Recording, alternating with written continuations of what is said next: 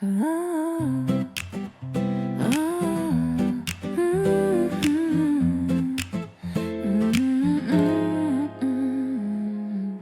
总是笑着说世界其实没那么重，雨停在眉毛上也能被他染成彩虹。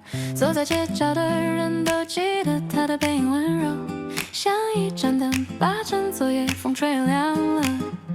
越靠近越觉得他好像藏着什么，一句没说出的梦，谁能读懂？第一个字像站在山间的风，抬头就能看见他的从容。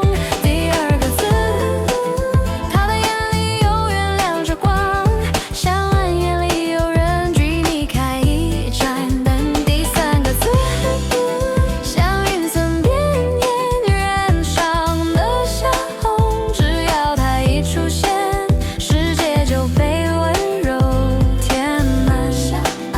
你说这三个线索能不能猜到他？他的名字其实是一道温暖的谜啊。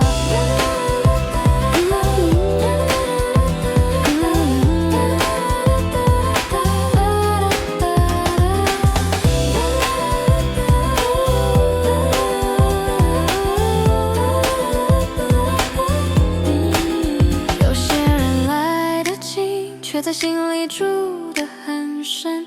你不说我也知道，他的名字真的很美。